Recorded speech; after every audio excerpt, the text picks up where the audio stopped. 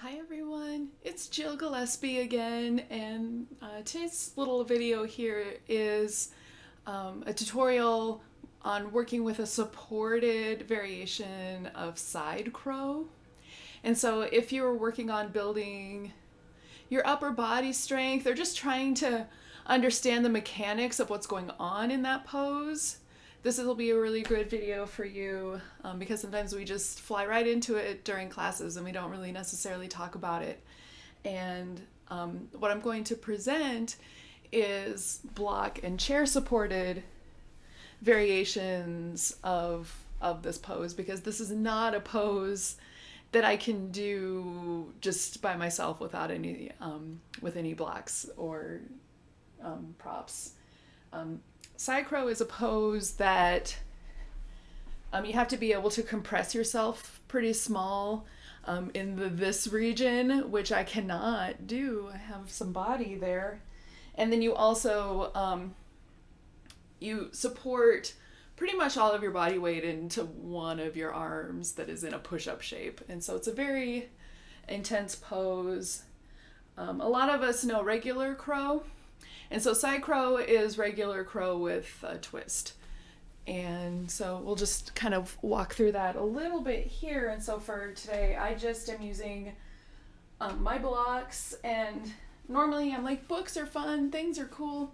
You want to make sure you can get yourself a pretty tall option here. And so you might have a couple of like really big books if you don't have regular blocks you're working with. And then just a nice sturdy chair you can work from. And so just a couple of things about what has to be kind of firing for a side crow to happen is, first of all, it's an arm balance, and the way that the weight is transferred onto our arms is that we are starting with a base of chaturanga arms. And so your work might be getting really strong at doing a chaturanga. And the key is not letting your shoulders curl in as soon as you get pressure on your hands. And so we still work on our proper form of keeping our shoulders broad and in our sockets here. And then we have our arms out, and then they bend at the elbows and they bend in toward our rib cage. And so we want to fight that that sensation, that thing that we do where we're like, we'll get a little bit lower, except we're getting lower by curling ourselves in rather than just having strength to just move our arms up and down, but keeping our torso the same, if that makes sense. And so just building the strength for this motion, being able to support yourself on your wrist without curling in your shoulders, that's like step one. And then step two is that with inversions and with arm balances, there's kind of this tipping point where not only do you have to be able to plant your hands firmly somewhere, but you also have to be able to dip your head low enough so then you can transfer your hips up and work on transferring your body weight up and into your hands. It'd be like trying to do a handstand if you never wanted to get your hips up over your head. And so that's like a lot of how inversions work, is that you're trying to transfer your weight. My elbow is my hip in this case. You're trying to transfer your weight onto your hands so you can kind of get that lift and get that flight. And so that comes from obviously the trust and the strength of being able to lower yourself enough to get your head down. But then you also have to be able to be strong and stable in your core and use your core to help lift your hips up into the sky. And so sometimes that's also your work, is just building up that core strength and that ability to keep your spine long, even when you're compressing onto yourself, because our body immediately wants to start doing this whenever we go upside down. And so we want to work on being able to be powerful enough to stay long even when we're going upside down. And then the third thing about side crow is that it is a twist. And so not only are we working on our long spine, our really steady chaturanga arms, but then we also have this element of twisting our torso. And so you have to be pretty mobile in your twists here to be able to kind of get your legs twist far enough to get that connection so that your legs are on the other side of your arm, because then you come out like this is what happens when you move into a side crow. And so if you are practicing this with me as you watch this video, take some time and do some sun salutations, warm up your body a little bit, do some twists. Maybe you're twisting chair. If you haven't done any of that yet, rooting into your floor, and you can do that in your chair or hovering over your chair, rooting into your heels, sliding your hips back, pulling in your core, and then finding that long spine here, and then just hinging forward, and just really work on keeping your body just held in together as you stay long, as you breathe. And then you can work on your chair twists at that point too. You can walk your feet in together, come into prayer arms, twist, and then make your connection here, hand to knee. And so you may, if you haven't done a lot of that movement yet, you may want to start with that first before you even try this stuff. It could be very, very discouraging. So first variation is that we can work on the idea of our chaturanga arms just sitting in our chair and using our blocks below us. And so once we have found our way that we want to sit in our chair, probably scooted forward so we can root our heels back into the floor, we can still again set up that chair shape where we connect with our long spine and our broad shoulders here. And then we can bring our body into that twist, maybe bringing your belly with you if you need to. And then seeing if you can find that connection with your elbow over your leg there. And then the blocks now become the floor. And so our first work here might just be leaning forward into these blocks that are about shoulder width apart and just working on the dipping and seeing how that dipping sensation is and kind of setting that up before we go anywhere. And then if you want to experience this practice a little more deeply, you can keep kind of, and you kind of figure this out on your own, but you scoot yourself back into your chair a little bit and let your legs fan out to the side. And so ultimately you'll work on keeping your legs as one unit as you move through this. And then your hands can just come somewhere under your body where you can safely keep those shoulders broad and open and bend your elbows. And the bending of the elbows is the lowering, not the head coming down. It's the bending of the elbows. And then once you've got that, you might keep scooting and let the chair just support your hips.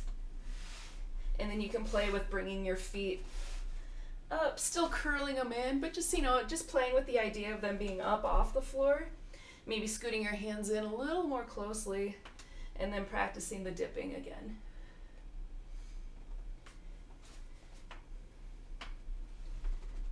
So again, keeping those shoulders broad.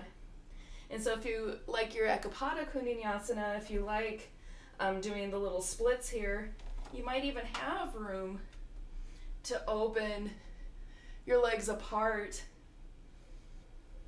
but still again work on the long spine, shoulders broad, elbows drawing in and bent. And then bring your legs together, and then find a safe, careful way to slowly roll yourself back into an upright position. You don't want to whip yourself up after being upside down. So that's how you can kind of start working on the shape while you're supported by the chair. So another option that you might have when you're ready to get a little closer to the ground is to maybe just set your chair off to the side and then let the blocks be the chair for you. And so be prepared to explore and scoot things around and make this make sense on your body. We have different shapes of torsos and legs and different mobility in each of our bodies. So just make sure that you take time to adjust any of these movements so you don't feel any pain in your practice here. And so I'm going to start with that same idea now. So my blocks are on the other side of my body from my chair. It doesn't matter which side you start on. I just happen to have my chair on my left and my blocks on my right. And so I'll find my chair pose again, just to kind of prepare and remember what that shape is going to feel like. And then bring my hands into prayer. Maybe walk my feet a little bit closer to each other to prepare that too. And then moving and scooting myself so I can find that connection with my elbow over my knee. And now here, I'll let my hands come all the way to the floor, and I'll let the blocks catch my hips as I make my way here. So you can see I've transitioned to just letting my right hip be on the blocks. And so again, you can work on placing your hands in a comfortable, powerful position below you. And so you might even, I just thought of this now, but you might even recruit a blanket if you need a little relief from your wrists here. And then again, you can move into playing with the idea of keeping the elbows drawing in and then bending them back as you find the long spine and lean forward. And so the idea is that your left arm or the arm closest to your legs here is the one that's going to bear the weight. If you didn't have any of the blocks under you, your closest arm is the one that's catching your body. And so you might work on just like tucking that as close to your legs as possible. And then long spine, broad shoulders, dipping the elbows back, and then maybe doing some little push-ups like this, lifting and then lowering. And then here, if you want to play with flight and what it's like to have your legs up in the air too, when you bend, you might scoop your feet up off the floor. You might recruit the help of the chair that's near you. And again, make adjustments however you need to make this work. But you might have your legs up in a chair, or maybe they're just floating off to the side.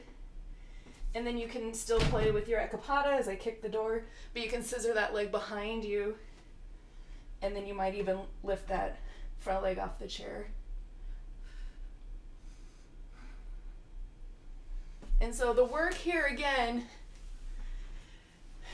is being strong and brave enough to keep bending your elbows to get your head a little closer to the floor.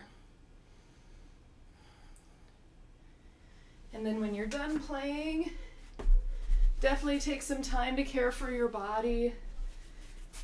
You might come back into your chair, just sit on the floor. But let those legs move around. And then your wrists have done a lot for us today. And so you might offer some circles. You might curl them into little fists and then open them wide and then curl them into little fists. Open wide.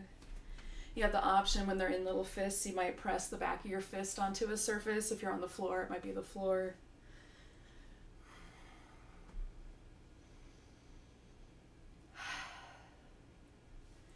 And then you might even take your thumb to your opposite wrist and forearm and just give yourself a little massage right around your joints and up and down your forearm. And so you did it. You practiced side crow. I'm excited to hear if this helped you in your practice at all. And if you ever have any recommendations, you can leave me comments, you can message me. My Instagram is room to be yoga. And that's kind of where I live and post other videos and class announcements and things like that. So I will see you again in some capacity soon. Have a wonderful day.